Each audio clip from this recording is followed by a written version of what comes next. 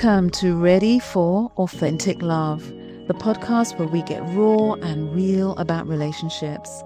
This is where inner work meets intimacy, where we unlearn old patterns and rewrite the stories we've been fed about love.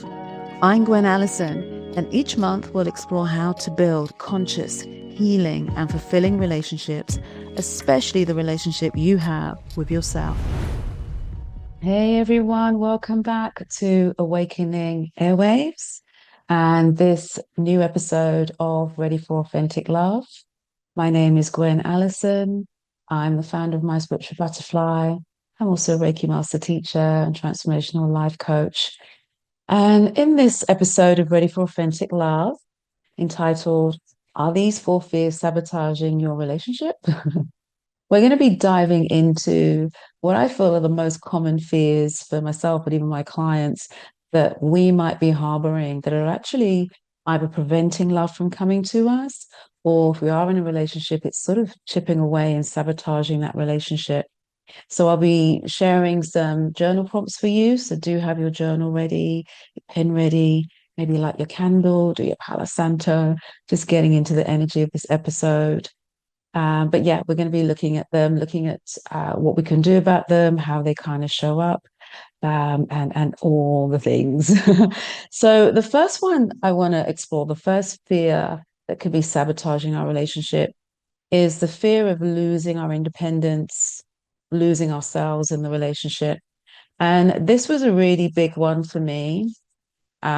So when I was single before my current relationship, I was single for a few years. And I probably mentioned in the first episode, I was loving it really. I was enjoying my space, my time, living with my daughter, going where I wanted to go, when I wanted to go, just doing all the things. I was loving all my friends, and we were meeting for quite frequently, going out, dancing. And I was also doing lots of courses and learning new modalities. I was just loving it. And so it got to the stage where I might have mentioned my daughter accused me of being avoidant. And I thought, well, yeah, maybe she is. I'm kind of loving this life so much, but I'm also anxious about starting a new relationship and what that might bring. Yeah. And because prior to my single phase, I was in a relationship for a year and a half. I talked about that as well in the first episode. And I totally lost myself in that relationship. I was occupied with what we were doing. We were going out a lot. I didn't really have any real vision for my future. I had the life coaching kind of on the side. I wasn't even nurturing that very much. And I also wasn't really on my spiritual path during that relationship as well. So everything I was doing, I think, was very kind of, I guess, materialistic, generalistic, and a little bit superficial. So I definitely did lose myself in that relationship. Um, I can be a bit of a people pleaser. I wasn't too much then, but that exacerbates the problem. If you end up losing yourself if you are just constantly doing what the other person wants to do. You're not owning your decisions or choices. So yeah, we can find that in relationships we give up on our goals, we give up on our interests. Some of us even give up on our friendships as well, all for this new relationship and this person. So if this is you and this is happening to you at the moment, or if you feel it happening, it's important to understand why you're actually abandoning yourself in this way. Maybe explore when it started. Particularly if you are a people pleaser, it's important to understand what's behind the people pleasing. You're looking for love, you're looking for approval, or just wanting to keep the peace and not wanting to make a mistake and make a wrong move for fear of upsetting them or looking stupid or whatever it might be. So it's important to sort of look at both aspects there. Um, for me, it was definitely lack of interest. I had nothing else kind of going on in my life during this previous relationship. I was just working, coming home, um, and that kind of cycle going out. But I hadn't found my purpose. I hadn't found my passion. So I was very much leaning into his world and piggybacking off his life, if that makes sense. So yeah, it can kind of happen to many of us. So to avoid this, if this is something you're worried about happening and therefore either avoiding attracting a new relationship or you're finding it's happening within this relationship, your current relationship, then it's important to set clear boundaries. So boundaries for your interests, time for your interests, so you make it known that this is important to you, boundaries for your energy and things like that, and share these with your partner. It's important to have me time in a relationship as well as couple time, time with your friends. So everything is kind of nicely um, tended to. So nothing is kind of depleted because of that. Um, and if you people please, if that's one of the reasons why you're losing yourself in your relationship, then practice voicing your preferences, no matter how small. And I normally advise my clients to practice this with their friends and family. But even small decisions, as well as with your partner, if you're in a relationship, even if it's like, oh, what do you want to watch tonight? Or, what do you fancy eating tonight? Do you fancy Chinese or do you fancy Indian or do you fancy burgers? Sometimes we sacrifice our choices because we generally aren't bothered, which is fine. But I think we should practice making a choice because that soon seeps into other areas of our lives. And in the end, sometimes we don't even get consulted or asked because we never make a decision. So even if it's something small, make a decision. Yeah, I fancy Chinese tonight. Or even if you don't really care inside, still make that choice. Practice making choices for yourself. That's really important. The other thing you can do to placate this fear of losing yourself, losing your identity, is to do the energy work around it. So when you're writing your script, you're writing what you want in your new relationship, or even in your current relationship, there can be many possibilities to avoid this scenario. So you can include meeting someone or being with someone who respects your space, respects your interests, and your friendships and perfectly complements and even enhances the balance in your life. So that's the perfect thing to kind of be writing down and intending for your relationship to ensure that you don't lose your independence. And then writing it down is really putting it into the real world, the 3D world. All of the energy is kind of coming to that point. So I always like writing down my scripts and what I want. But I guess only you know what this could look like. And if you do write down your vision, just read that maybe for 21 days, a really nice number, a number of changing habits and transformation. And just try to feel the emotion as you read it every day. And this is just going to take you a couple of minutes, but you're starting to take this thing that's in the virtual world, bring that to life, bring it into the 3D world. You're seeing it because you're writing it down and then you're speaking it or visualizing it. You could also add some Reiki to your script. So you can place your hands over what you've written and add some Reiki to it for like 5 minutes or so. That's a really nice way to kind of activate your new intentions for your relationship. But yeah, so any fears, you're kind of getting an idea, any fears that come up, you can rework them with scripting, rework them, soothe them, and focus on what you want rather than what you don't want. Yeah, so that's a great one to do. The second fear I want to look at today is the fear of being cheated on, fear of being cheated on. That's a really big one. It was a really big insecurity for me, and it's still there a little bit. I'm not saying I'm completely over that, but that was a really big reason why I didn't want to have a relationship. I had a belief that all men cheat. And some of us can hold that belief, all men cheat or all women cheat. And that's primarily due to what we saw maybe growing up or what we've experienced in previous relationships. So there's evidence because of, that's formed this belief. Um, but it is a really difficult one to hold on to, or it's kind of harmful for us to hold on to, put it that way, because we're building this energy around us that contains the energy of cheating. Our fear of cheating attracts more of that to us. And so it's really important to actually clean up our energy around our relationships so we're not attracting these people into our world. Um, and it's hard, but we do have to continually work on soothing this belief, soothing the energy that surrounds us. I mean, to begin with, it's a huge generalization. All men cheat, all women cheat. And the truth of the matter is that not all men cheat. Some men cheat and some men don't cheat. Some women cheat, some women don't cheat. And that's a fact, you know. So even that, acknowledging that is us kind of wavering the hold that our subconscious has on this belief. Yeah, when we have a limiting belief or a fear we're holding on to, our subconscious goes out and it creates the reality that corresponds with that belief. It won't go against us, you know, because we are the master of our subconscious. So anywhere we're able to wobble the truth, like, okay, not all men cheat, some men don't. Have I got any evidence that some men are or some women are faithful? Yes, I can remember this person, that person, this friend, that friend. So just bringing that in to start to allow the limiting belief to be released.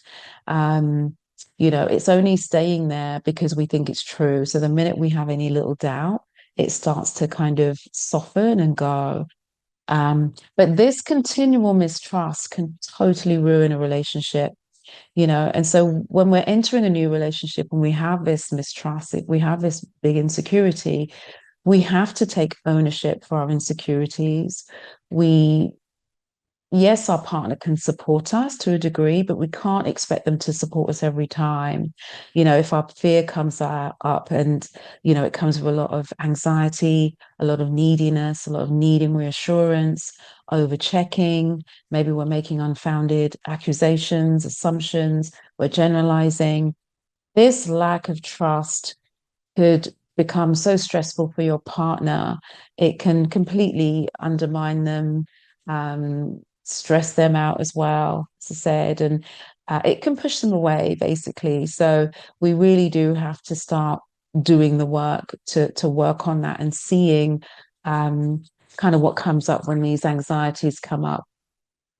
So and I didn't want to enter a relationship and be invading my partner's privacy, you know, searching through their things, testing them, spying on them, manipulating them, maybe constantly accusing them of things, feeling or thinking things that aren't even there, grilling them every time they go out, every time I don't hear from them, you know, every time they talk to someone, the kind of jealousies that might come in with that as well. I didn't want to erode away the foundations of my relationship. I didn't want to be that person, you know. So I really worked on this fear and still work on it all the time. You know, we have to turn the mirror on ourselves if this is us, you know, where is this coming from? Is it past relationships? Again, is it childhood experiences?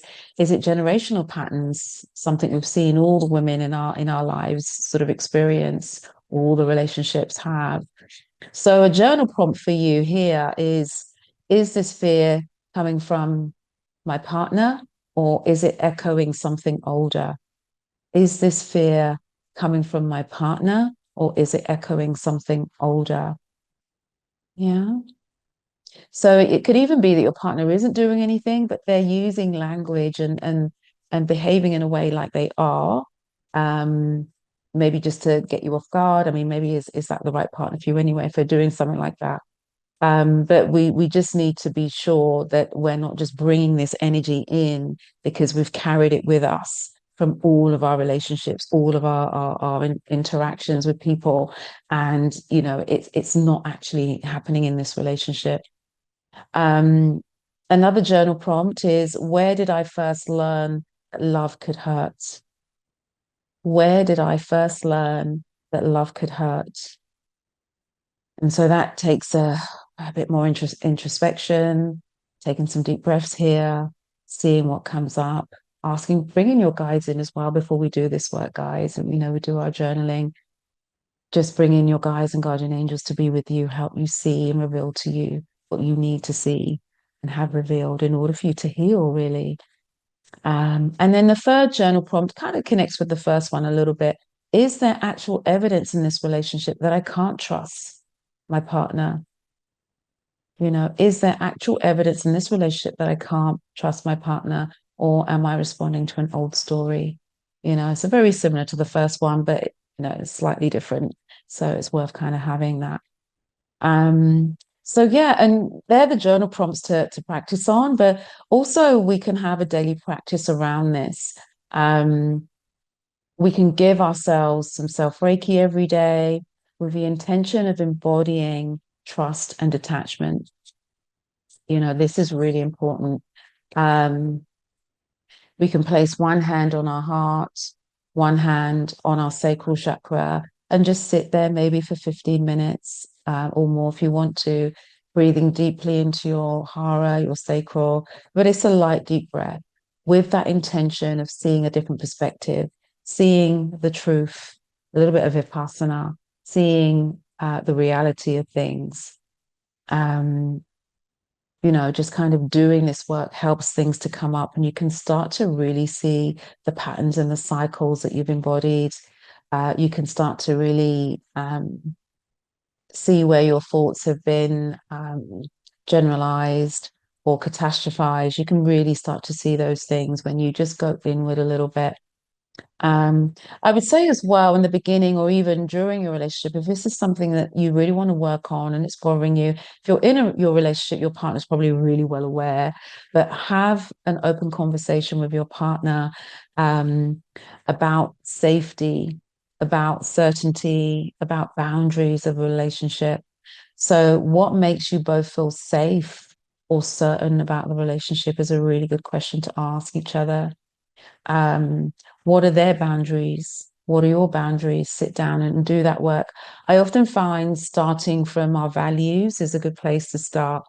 Having a list of values and kind of working from there. And deciding what your top 10 are, for example, and then from there you can get your boundaries. So this is really helpful if you don't know what your boundaries are. They really do start from your values. And in terms of things like respect and communication and transparency, they may be your values, they also form your boundaries. I'll put a little link to a download where you can actually work on your values and do some work on that. I'll put a link in the description there for you. The other thing to kind of ask each other is, what does transparency mean to both of you in a relationship? What does transparency mean to both of you in a relationship? What does that look like? And this is where we don't want to go over the top, but it's like, okay, if you're going to go out, let me know. Let me know maybe when you're on your way home. You don't want the person, or you don't want to feel either stifled and overly controlled, or even controlled full stop. You still want to have this energy of freedom, but this respect will allow you to, you know, just know where your partner is and kind of what's going on. Um, but yeah, that's important there.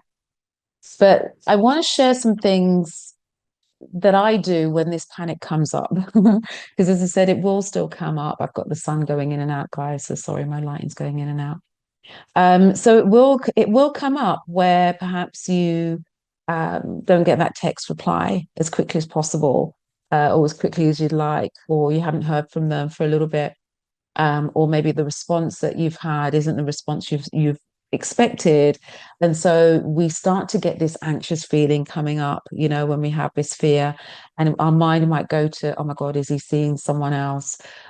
Is he over me now? Is he cheating on me? Is he with someone? All of these things can come up. A lot of this goes into the anxious attachment style, relationship style, which I'm going to definitely do a separate episode on that, and share some more with you there. But when this happens, we get this a little bit of a panic happening. And sometimes we may even get angry. It may not be anxiety. We might immediately get angry because we've gone all the way assuming that they're doing something they shouldn't be doing. And straight away our anger's coming up.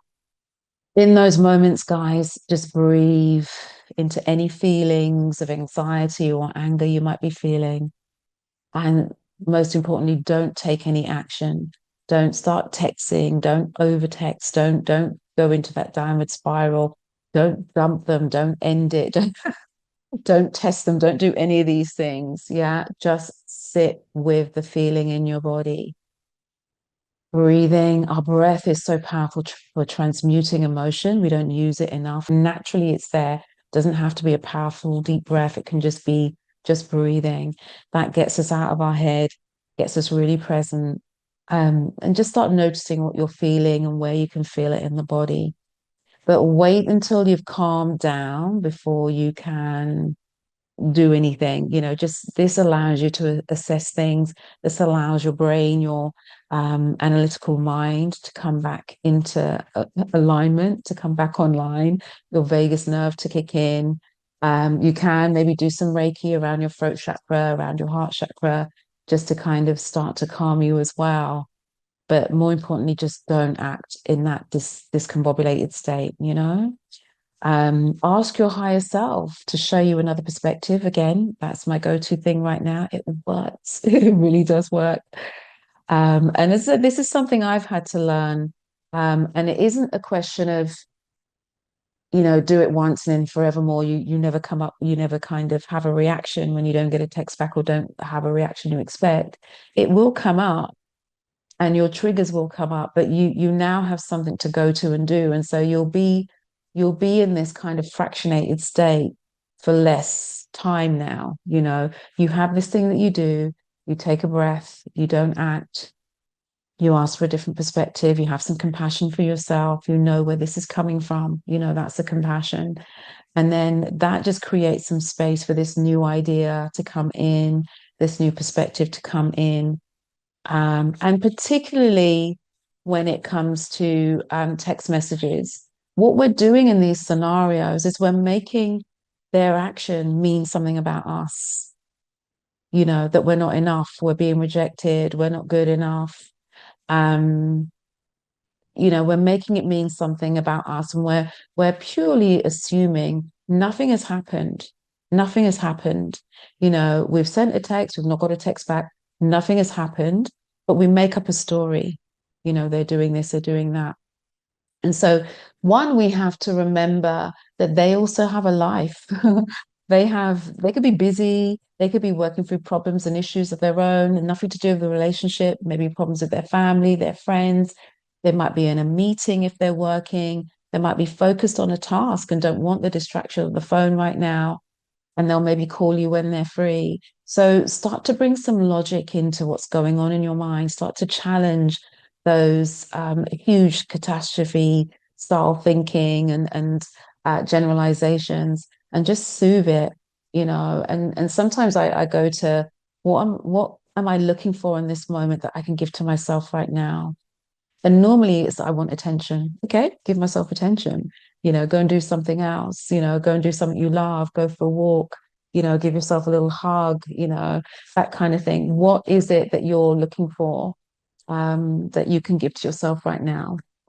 So yeah, so there's a really good tool there to kind of try to start to self-regulate, just as you would do if you were angry. Hopefully you don't go and lash out and start hitting the person, swearing at the person. You self-regulate, you breathe, you have a pause. And if you still feel you want to say something at the end of that calm, then you'll say something in a way that you can be heard. And it's the same with this. If something going on in your relationship triggers you, brings up the anger, brings up some anxiety, you take the same approach. And please don't act when you're in that state, deep in the eye of the cyclone. We definitely don't want to be acting then. So the other important thing with both of those fears, the fear of losing your independence, the fear of being cheated on, and even the fears I'll cover in the next episode, is to not avoid love. I made that pledge to myself, no matter what happens, um, that we can gain so much growth from our relationships, in our love relationships, particularly. This is where we learn about ourselves, learn our triggers, learn what we need to change, learn what we love about ourselves as well. This is how we learn to interrelate, to communicate, and to be with people. So it's important, particularly if you have a fear of being cheated on, to trust yourself. Practice trusting your partner, and others as well. Resolve not to look for evidence that isn't even there, or to check up on them. You don't want that kind of relationship. I didn't anyway.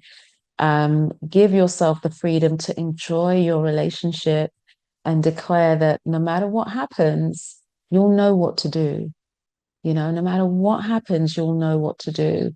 And so next time we'll explore the final two blocks to love relationships, or the fears that sabotage love relationships. So be sure to look out for notifications.